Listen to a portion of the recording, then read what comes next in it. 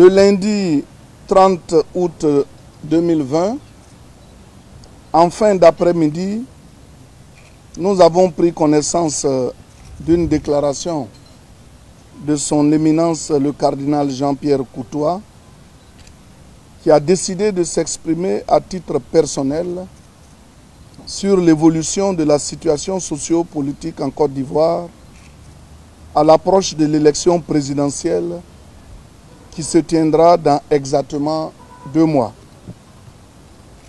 Si l'on peut saluer cette démarche, en ce sens que selon le guide religieux, celle-ci consisterait à nous interpeller face à la crise que nous vivons et contribuer à la recherche de voies et moyens de ce qu'il appelle le vivre ensemble dans l'unité, différent du vivre ensemble prôné par le président Alassane Ouattara.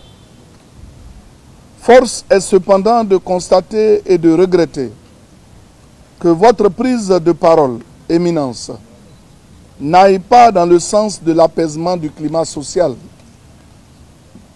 Face à la fracture sociale créée par la crise post-électorale de 2010, un processus de réconciliation approfondi et sincère a eu lieu et a permis des élections apaisées en 2015. C'est grâce à la qualité de ce processus qu'il y a eu une loi d'amnistie et la libération des prisonniers, le retour massif des exilés et le dégel des avoirs. Dans le renforcement de ce processus, Mme Gbagbo, M. Lida Kwasi Moïse et M. Assoua Adou ont notamment été libérés. Toute période d'élection, on le sait, est une période d'exacerbation naturelle des contradictions, des malentendus, voire, hélas, des récriminations dans de nombreux pays à travers le monde. Mais c'est justement ce que l'application de la loi permet de régler. Car si la réconciliation est un processus fondamental, il est encore plus fondamental de constater que les élections permettent justement de garantir la continuité et la stabilité de la République. Elles seules permettent de forger l'état de droit sans lequel un processus de réconciliation ne peut prospérer. Il n'est donc pas juste d'affirmer que la réconciliation est plus importante que les élections. Par ailleurs, la non-tenue des élections à bonne date ouvrirait de façon certaine une période de vide juridique pouvant entraîner une situation chaotique.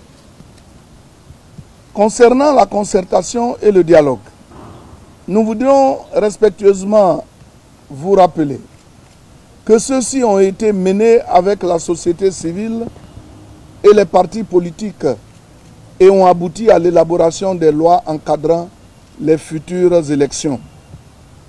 Ce processus de dialogue politique, piloté par le chef de gouvernement, ne s'est jamais interrompu. Et tout au long de ce processus, une attention particulière a été portée au strict respect de notre loi. Notre intime conviction est que le respect de la loi, des institutions de la République et de leur calendrier garantit la crédibilité d'une élection et confère au vainqueur sa pleine légitimité.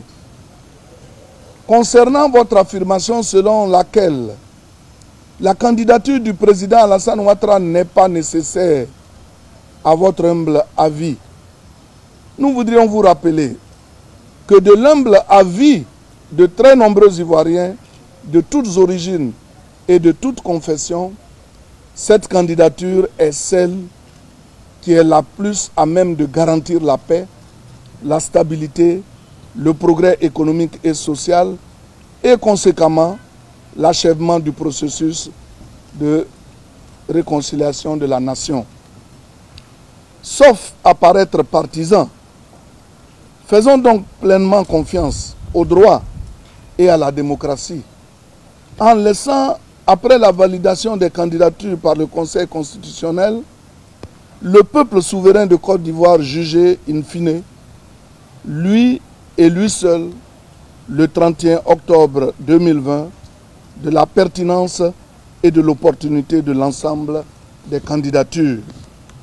Éminence, si vous nous permettez d'avoir la même franchise de ton que celle que vous avez adoptée hier, notre conviction profonde est que votre prise de position, plutôt que d'appeler à l'unité des Ivoiriens, au vivre ensemble dans la paix et à l'apaisement de tous les esprits, pourrait, dans les mains d'acteurs mal intentionnés, ouvrir la voie à l'exacerbation inutile des tensions à un moment crucial de la vie de la nation.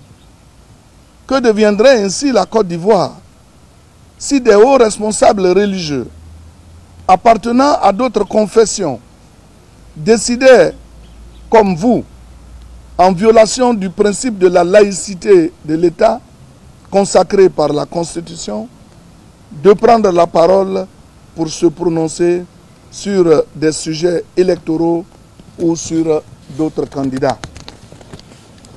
L'idée que nous faisons en effet d'un haut responsable de l'Église est qu'il soit rassembleur et il doit rassembler et non diviser.